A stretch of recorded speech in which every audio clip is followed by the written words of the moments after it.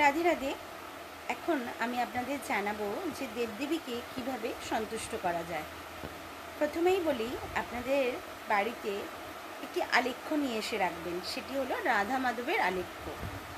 আলেখ্য এটিকে বলছি যেটিকে আমরা আগে চিত্রপট বলতাম। চিত্রপট বললে অপরাধ হয়, তাই আমি আলেখ্য বলছি। রাধাকৃষ্ণের আলেখ্য রাখার পরে ধরুন কোনো দেবদেবীকে কোনো পুষ্প নিবেদন করবেন, সেই পুষ্পটি আগে ভগবানের চরণে স্পর্শ করিয়ে দিন, ছুঁইয়ে দিন। দেওয়ার পরে সেটি সেই দেবদেবীর মস্তকে রাখুন। মস্তকে দেবেন, কিন্তু চরণে নয়। ভগবানের চরণে ছুঁইয়ে দেবদেবীর মস্তকে দিন। এটিতে দেবদেবীরা অত্যন্ত প্রসন্ন হন।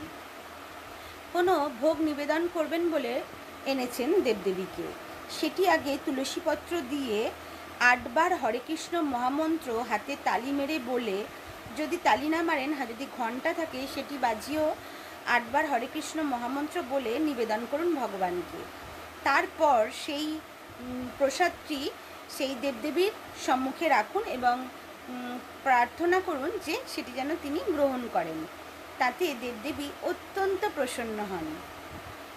ভগবানের প্রসাদী মালা, মানে শ্রীকৃষ্ণের গলায় যে মালাটি আপনি পরিয়েছেন, সেই মালাটি খুলে দেবদেবীর গলায় পরিয়ে দিন। দেখবেন দেবদেবীরা অত্যন্ত প্রসন্ন হন। এই কাজগুলি করে দেখুন, দেবদেবীরা যে এত প্রসন্ন হন যে মানে বলার কোনো ভাষাই নেই। যে প্রভুর প্রসাদী পাচ্ছেন, তারা সেই জন্য প্রচণ্ডভাবে আনন্দিত হন আর কি। আর যেই ভক্ত এই কাজগুলি করেন, সেই ভক্তের প্রতিও সেই দেবদেবী অত্যন্ত প্রসন্ন হন।